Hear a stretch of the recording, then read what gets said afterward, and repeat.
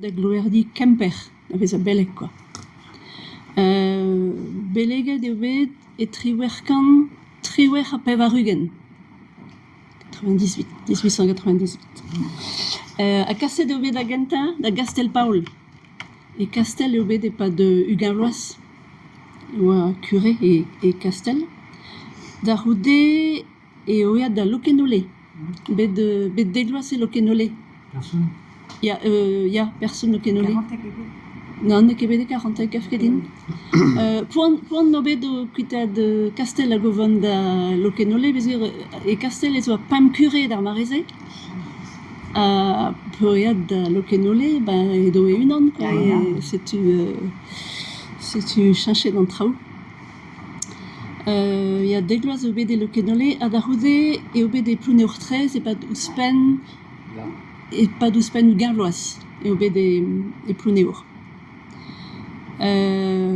Pedo e Kastel eo bet klan hag neus renket mont da ziskouiza, hag eo eat da hospital Plougin, toz d'ar ger, da ziskouiza.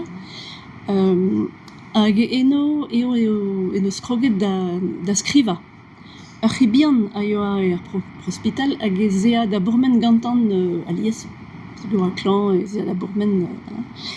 Hag an istor ganta en eus skrivet eo divar ben Maro a c'hi.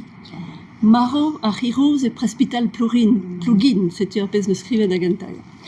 Da roude n'eo ket chomet da zaken, skrivet neus kantikou, kanaweno, gwerzioù, hag evel just troet fablenou La Fontaine.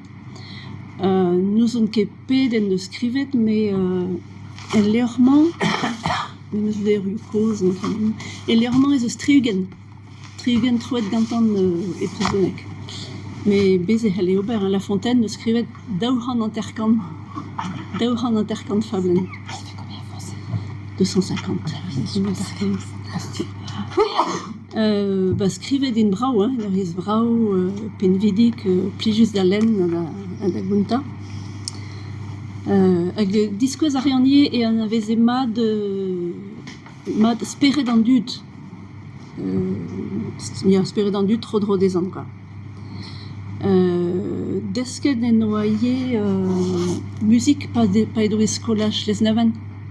Hag en deuzie pa gleve an ton a blije deran e skrive komzou e brezounek war an ton d'ober gant aouen, quoi.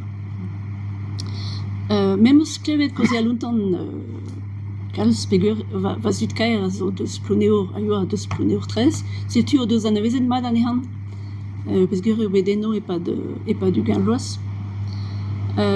Plijou d'ar ea kalz d'an dud, e ar barrez, beo vez ar barrez gantan laka d'ar ea an dud da gana, da ober musik, hag pedo e plouneur en eus krouet la klik. La klik a zo sort fanfar, hag gant ar yaouan, hag bepsul eus en goulennet da vont da Hermes pe d'ar gwell menag, hag ezen gant an autokar, hag plijadur vere, hag ar vech in bet memez e Paris, stad de Colombe c'hoari, setu. Hag katekiz a raie d'ar vugale. E brezhonek. Ya, e brezhonek da marese. Hag ar vugale a blije dero an istorioù, setu ar vugale a c'houlennet atav an istor. Setu vere pam 50 minut katekiz, a da houde veze istorioù ak an aouenou. Setu. Marvedeo bloavez daou an anterkant. Marvedeo e Kastel e ti ar veleien koz e Kastel. Ar bez a zo everet Plougin, e bet douaret. Hag evit e chui, ar pez a zo skrivet war ar bez. Belek e labouraz gant feiz evit enor doue, bars e savaz evit breiz, sonioù paotreoure. Setu. Setu. Mais an den plijus tre, voilà. Paotreoure. Setu. Bravo. Hag leo koz am eus gant historioù, sonioù, setu enamant eus eus triugen fablen troet gantan. Après ça, il y avait des scavettes vers Internet. Emañ gaftin eus kavet ar internet, gaftin. Barzaz a sonioù evit ar vugale hag an vidiaouan. Emañ zo bet prene de bloavezh c'hwer a tregon. Ah ouais. Gant Dada. ya vazout kavet.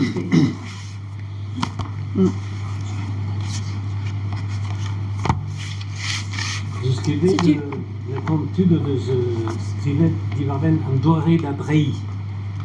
Zigur e troe un ur mod lig kenan, quoi.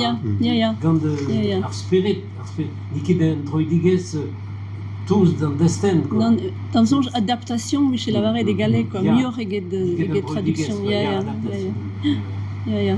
E gise labourtrei a zo lod a gargolor bez a toz deus an desten, a lodal chom bez a lib an tamek deus an desten, peus me golet er velosek neus bet troe die deurioù an guioù, hag e pa oa bet an da drei